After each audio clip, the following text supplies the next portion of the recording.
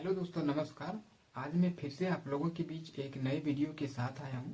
दोस्तों, आज मैं आप लोगों को मुगल वंश के संस्थापक कहें या मुगल वंश की शुरुआत कहें, वह शासक बाबर बाबर के बारे में कुछ मैं जीवन परिचय या फिर जीवनी में सुनाने का प्रयास करूंगा, उनकी जीवनी में सुनाऊंगा। दोस्तों, अच्छा लगे तो कमेंट में जरूर कहना। दोस्तों, बाबर बाबर जिसका जन्म अफगान के ट्रांस ऑक्सीनिया नाम की जगह पर एक फरगान के राज्य में उनका जन्म 14 फरवरी 1483 ईस्वी को उसका जन्म होता है। दोस्तों, 14 फरवरी 1483 ईस्वी को उसका जन्म होता है और उनके पिता शेख उमर शेख मिर्जा होते हैं, जो तैमूर वंश के शासक होते हैं। तैमूर वंश से संबंध रखता है। दोस्तों, उनके शासन की शुरुआत बाबर ने अपना शासन 1495 यानी कि 14 वर्ष के ही उम्र में उन्होंने अपनी राजगद्दी प्राप्त कर ली थी। उन्होंने राजगद्दी संभालना शुरू कर दिया था। वो फरगान राज्य में उन्होंने बहुत ही कम उम्र में ही अपना राजगद्दी को संभालना शुरू कर दिया था। इधर हमारे भारत में मध्य एशिया में बाहरी आक्रमण होते हैं। मध्य एशिया में जब आक्रमण होते हैं, जैसे कि शक वंश ने आक्रमण किया था, कुषाण वंश ने आक्रमण किया था, इंडो ग्रीक यूनानियों ने आक्रमण किया था, इस तरह के कई विदेशी आक्रमणकारियों ने आक्रमण किया था। इन सब से उनको पता चला था, इन सब के आक्रमण से उनको पता चल गया था बाबर को कि हमारे इस भारत में भी कुछ धन संपत्ति है, इस भारत में भी कुछ धन दौलत है। और भारत आने का कुछ मुख्य वजह यह भी माना जाता है बाबर को कि अफगान यानी कि काबुल में उनको कुछ ज्यादा या फिर ज्यादा इनकम या आय नहीं होता था, कुछ यह भी वजह माने जाते हैं। तो बाबर पहली बार 1517-18 में, लगभग 1517-18 में बाबर पहली बार भारत प्रवेश करते हैं और भारत के एक दुर्ग होता है, भेरा नाम के दुर्ग, शक्तिशाली दुर्ग होता है, उसको वो पहली बार कब्जा करते हैं, जीतकर हासिल करते हैं। दोस्तों, भेरा नाम के शक्तिशाली दुर्ग को पहली बार वह कब्जा करते हैं और उसे जीत कर यहीं के किसी शासक को सौंप देते हैं। उनकी जिम्मेदारी कहें या फिर उनका प्रतिनिधि बना देता है यहीं के किसी शासक को, और वह फिर से पुनः वापस लौट जाते हैं अफगान वह फिर से वापस लौट जाते हैं काबुल।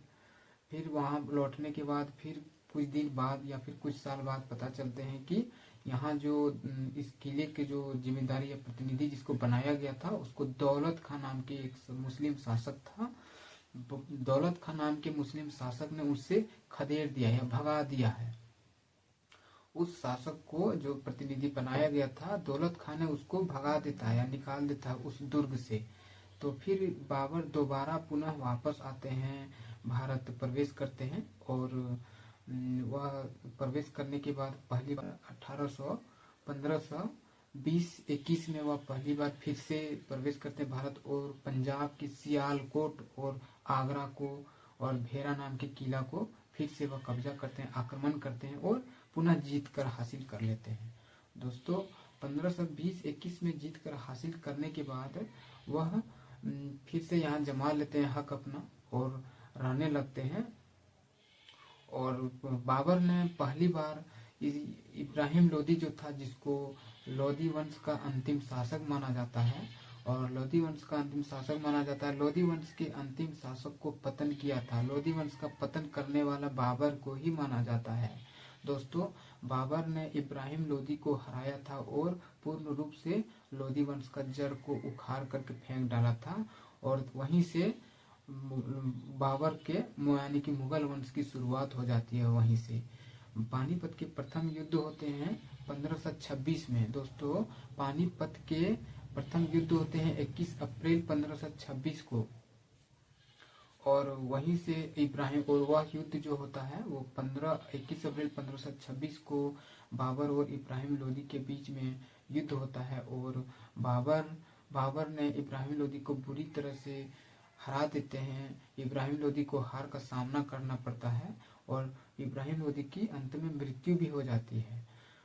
दोस्तों, बाबर की संपूर्ण जीवनी जो है उनके ही द्वारा लिखे गए बाबरनामा और तुजूक-ए-जहांगीर में उनकी संपूर्ण जीवनी का वर्णन मिलता है, इनके बारे में संपूर्ण रूप से।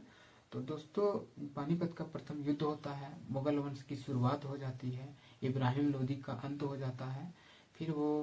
फिर ये युद्ध शुरू करते हैं। इस तरह के बाबर शासन करते हैं और कई तरह की कठिनाइयों की युद्ध का सामना करना पड़ता है। दोस्तों, बाबर अपने शासन काल में कई बड़े बड़े युद्ध को लड़े हैं। इनमें से बाबर के द्वारा लड़े गए, जिसको पानीपत के प्रथम युद्ध कहते हैं, यही 1526, इसको भारतीय ऐतिहासिक युद्ध का सबसे बड़ा निर्णायक युद्ध माना जाता है, पानीपत का प्रथम युद्ध को।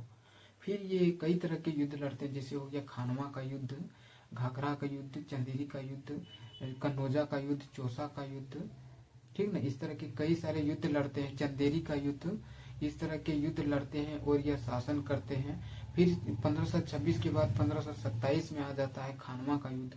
दोस्तों, खानवा का युद्ध 1527 में बाबर और राणा सांगा के बीच होता है और राणा सांगा करीब 2 लाख से अधिक सैनिकों के बीच में युद्ध के मैदान में उतरते हैं और युद्ध के मैदान में उतरने के बाद बाबर और राणा सांगा के बीच में युद्ध होता है, लेकिन राणा सांगा की भी हार हो जाती है। राणा सांगा की भी हार का सामना करना पड़ता है और बाबर जीत जाते हैं। दोस्तों, इतना सारे युद्ध जीतने के बाद भी बाबर को किसी ने हरा नहीं पाया। फिर आ जाते हैं 1528 में चंदेरी का युद्ध। चंदेरी का राजा था एक मेदिनी राय, चंदेरी का एक राजा था मेदिनी राय, और उनके बीच और बाबर के बीच में फिर से एक युद्ध तनाव फैल जाते हैं, जो चंदेरी नाम की ही जगह पर चिन्हित करता है। और चंदेरी के राजा मेदिनी राय और बाबर के बीच में युद्ध प्रारंभ होता है। चंदेरी के राजा मेदिनी राय बहुत प्रयास, बहुत अभ्यास करने के बावजूद भी बाबर को जीत जाते हैं। बाबर जीत जाते हैं और मेदिनी राय को हरा देते हैं। मेदिनी राय को हार का सामना करना पड़ता है। दोस्तों, इतने सारे युद्ध को हारने के बाद कहा जाता है कि भारत के यानी कि हिंदुस्तान के जितने राजा महाराजा हारे हैं, मुस्लिम शासकों के द्वारा जितना हराया गया था, ये कहे जाते हैं दोस्तों कि मुस्लिम शासक ने जितने राजा महाराजा को हराया उसके बाद दूसरा नजर उनकी बीवी या फिर उनकी रानी कहें या फिर उनकी स्त्रियों पर नजर रखता है।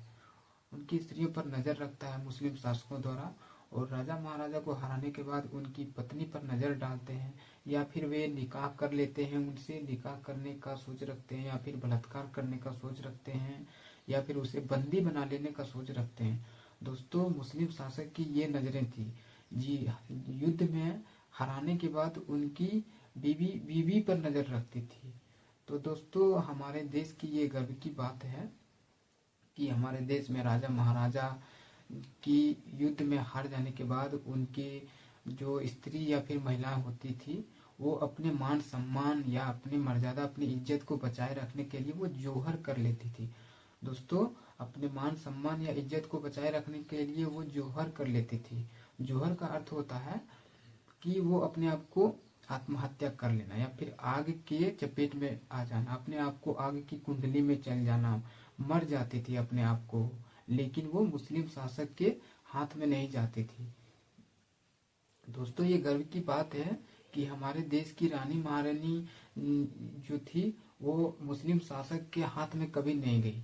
वो जो कभी नहीं गई, उससे पहले वो जोहर कर लेती थी, वो अपने आप को मौत के हवाले कर लेती थी, वो मर जाती थी, ठीक ना, अपने आप को आग लगा लेती थी, लेकिन वो मुस्लिम शासक के हाथ में नहीं जाती थी। दोस्तों, कहे जाते हैं कि पृथ्वीराज चौहान जो थे, पृथ्वीराज चौहान को जब बंदी बना लिया था मोहम्मद गोरी ने, तो उस वक्त मोहम्मद गोरी ने जब पृथ्वीराज चौहान को बंदी बना लेने के बाद पृथ्वीराज चौहान की जो रानी थी, उस पर भी मोहम्मद गोरी ने उस पर नजर डाला था। तो दोस्तों, उससे पहले ही वह जोहर कर ली थी उसने। दोस्तों, उससे पहले ही उसने जोहर कर ली थी। तो इस तरह की कहानी है हमारे मुगल शासक में मुस्लिम सल्तनत या मुस्लिम शासकों की। दोस्तों, फिर इस तरह करके मुस्लिम शासक के बीच बाबर कई तरह के युद्ध जीतते हैं। हेलो दोस्तों।